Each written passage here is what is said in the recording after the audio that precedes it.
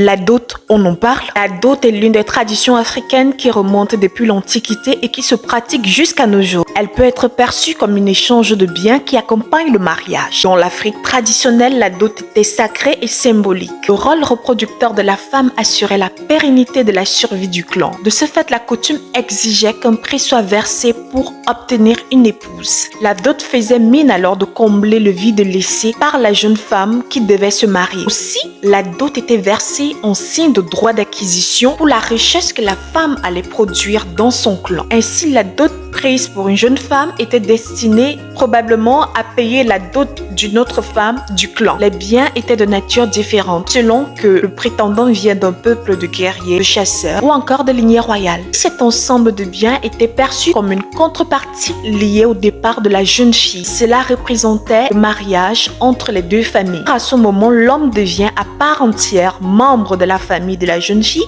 et vice-versa. Quels sont ses avantages? D'abord, elle témoigne de la bonne volonté de l'homme à prendre sa femme pour épouse. La dot démontre la capacité de l'homme à pouvoir prendre soin d'une famille. C'est pour cela qu'un ensemble de choses lui sont proposées qu'il doit acheter. Cela prouve donc que dans le futur, il sera responsable de sa famille et saura s'occuper d'elle. De deux, c'est un gage d'alliance car ça se fait entre les deux familles, c'est-à-dire la famille du marié et la famille de la mariée. En effet, la dot est le moment où les deux familles sont appelées à se voir et à discuter. Même sur le plan spirituel, l'union est scellée entre les deux familles. Pour cela que certaines personnes qui ont été dotées rencontrent généralement beaucoup de problèmes si elles ne se marient pas avec la personne avec qui la dot a eu lieu. Là, dans ce cas, il faut encore faire recours à la tradition afin de couper les liens spirituels ou encore faire recours à certains contournements de la tradition. La dot est une façon d'exprimer sa gratitude à sa belle famille afin de remercier d'avoir pris soin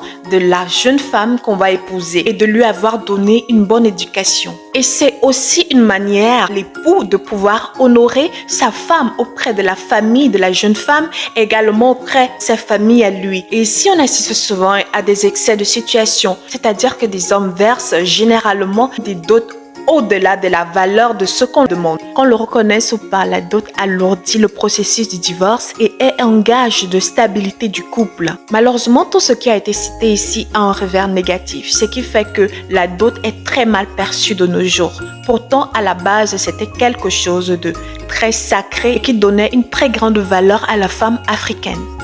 Il arrive qu'au moment de verser la dot, les parents demandent à leur futur gendre de rembourser tout ce qu'ils ont eu à débourser sur l'éducation de la jeune fille. Et ce chiffre peut croître selon les études que la fille a menées ou encore par rapport à la beauté ou à l'intelligence de leur jeune femme, ce qui conduit souvent à percevoir la femme qui va se marier comme une marchandise, car parfois elles n'ont même pas le droit de pouvoir dire un mot dans les négociations. Parfois, il arrive que les parents voient en la dot un moyen de pouvoir payer des dettes qu'ils auraient accumulées au cours des années, ce qui n'est pas du tout normal quand on revoit les fondements même de la dot qui est censée être une somme symbolique. Tout ceci conduit donc au fait que lorsqu'un homme passé par toutes ces turbulences se retrouve avec sa femme dans son foyer, la femme devient en quelque sorte comme une marchandise et n'a pas le droit de parole dans sa maison. Et s'il arrive que le mariage ne fonctionne pas, la famille de la jeune femme est tenue de rembourser la dot. Sinon, le mariage n'est pas rompu. Or, certaines familles ayant pris de grosses sommes d'argent qu'ils ne peuvent plus rembourser sont tenues de renvoyer leurs filles dans des ménages où elles ne sont pas heureuses